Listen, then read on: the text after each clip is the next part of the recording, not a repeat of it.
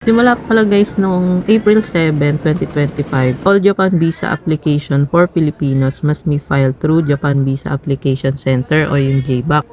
Operated siya by BFS Global. Kumbaga, doon mo siya need kumuha ng appointment para ipasa niya sa Japan Embassy. Ito pala yung time na nagpa-picture kami sa Great Image. Mga requirements na pinasa namin. Una sa requirements, syempre yung valid passport. Mas valid siya, dapat at least 6 months beyond your intended stay, and yun, may blank page siya for visa. Then yung completed Japan visa application form, dapat type or printed sign with no blank. Kung pag may blanko kayo or hindi applicable sa inyo, lagyan nyo ng NA. Pinaka passport size photo, kailangan naka 4.5 cm by 3.5 cm. Kailangan naka white background siya within the last 6 months. Tapos i-glue mo siya doon sa visa application form. So yun nga, sa Great Image kami nagpa-picture. May mga package naman sila doon na sasabihin mo lang for Japan visa. Alam na nila yon. May case pala dito na kapag nilagay mo siya sa box ng visa application form, hindi siya fit. Normal yon dahil siguro sa pagpiprint ng documents. Kasi kami, paranoid kami, naghanap pa kami ng ruler sa department store to be sure na tama ang sizes. And very strict kasi sila sa Japan Embassy sa mga requirements. Baka yun pa yung maging dahilan ng denial. Next is yung colored photo copy of passport bio page. Yan yung kalagay yung info nyo sa passport. Kailangan colored siya. Photocopy lang naman ang kailangan. Sunod is yung birth certificate, PSA issued and issued recently, valid within 1 year. Then marriage certificate, if ayun nga, kasal kayo, PSA issued din dapat within 1 year. Next is yung daily itinerary in Japan, yung flight schedule, hotel bookings, daily plans, itinerary, format. Downloadable naman to sa website ng Japan Embassy. Sa case namin, kahit 11 days yung trip namin, 5 days lang yung nilagay namin dito for high chance of approval kasi tentative date lang naman talaga ilalagay mo dito. Tsaka di naman talaga nire-require ni Japan Embassy na mag-book na ng ticket tsaka hotel bago kumuha ng visa. Mas safe pa din ang visa muna bago book ng ticket.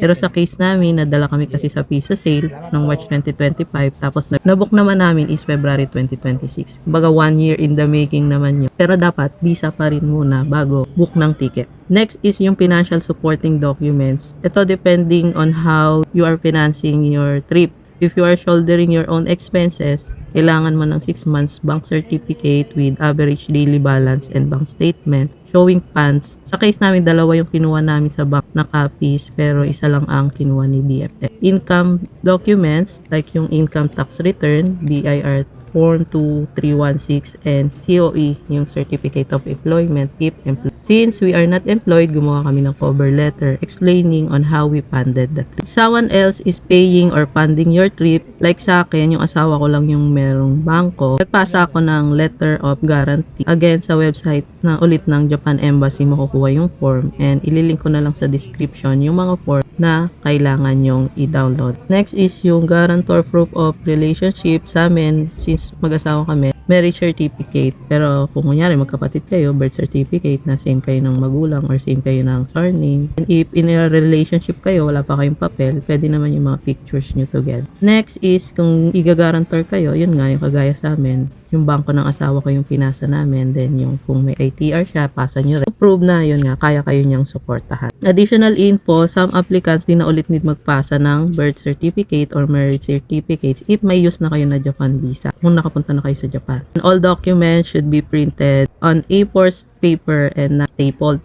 Kumbaga lahat ng documents, kailangan naka A4 size yung papel. Ano?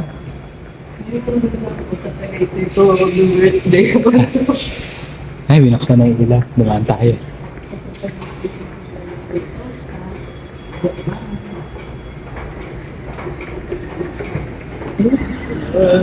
Nakakabahan ka ba, boy? Nakakabahan ka? Hindi na ako nakapapula. Ikaw gusto mo naman Okay.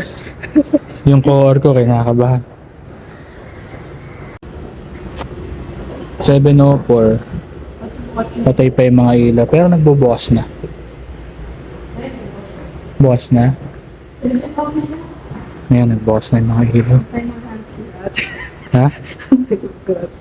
Hintayin natin mga na. Sige.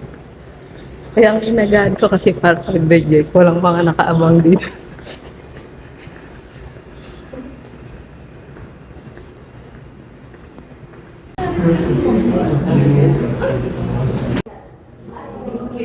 Pag hindi nakapasa, sibat. Takbo ka na dun. Nakapila pa guys, ayaw niya pa pumila na nakabahan daw siya makita yung resulta. Ano ako nakin?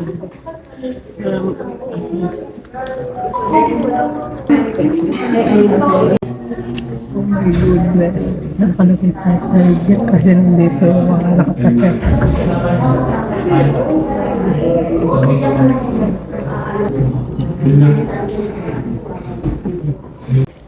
Okay na. Busy ka sa niya. Matingin? Pag walang grade, Paano nalalang? Pag-pay? tinik na ako na kanina. Kinukuha niya pa. Saan makikita?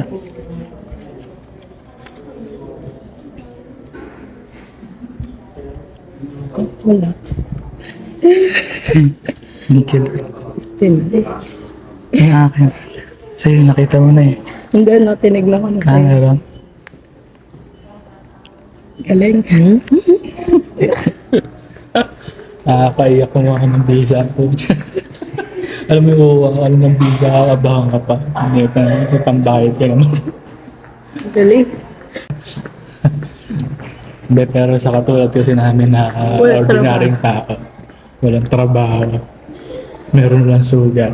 Mahirap ako talaga kumuha ng visa. Hindi, wala kang ITR, tsaka Wala kaming ITR, wala kaming COE. Tingnan pala yung, Oh, tingnan mo.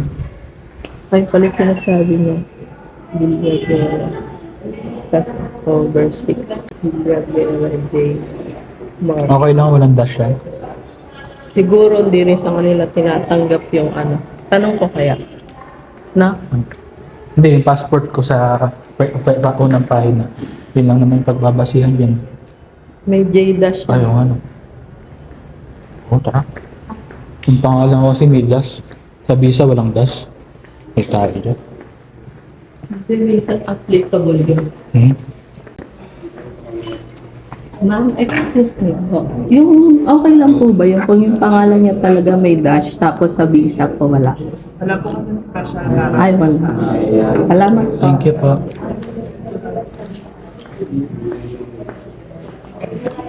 Wala daw special character. Sa passport ko kasi meron yung primary ng passport, may just doon eh. Yung sa visa wala. Doon din pala yung akala ko pa may bagong booklet yan. Sa visa. Oh, yun. Oh. Nakita ko pa. Uy. Oh. Katapang. Nice, tara.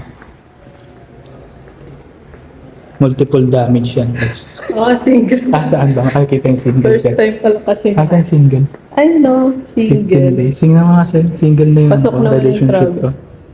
Hindi, entry yan.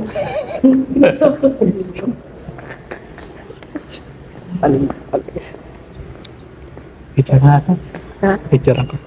Ibabaan na kami guys. Alam nyo, bukod sa kagat ni Asi sa akin. Dito lang ulit ako kinabahan sa pagkuha na ito. Sa pagpasa, tsaka sa pag-ano, no? Sa pag-plane. Inagahan na nga namin para hindi na kami mag-overthink ang tanghali. Nung nagpasa kami, kinabahan ako. Kasi ba, may kulang, babalik pa, di ba? Magka-problema pa. Nakakabakit. Ewan ko ba kasi ba't yan? Kailangan ng mga requirements. Pahirap. Hindi na pahirap. Basta magawa mo yung mga requirements. Kaso Siguro. kasi kulang tayo ng dalawa eh.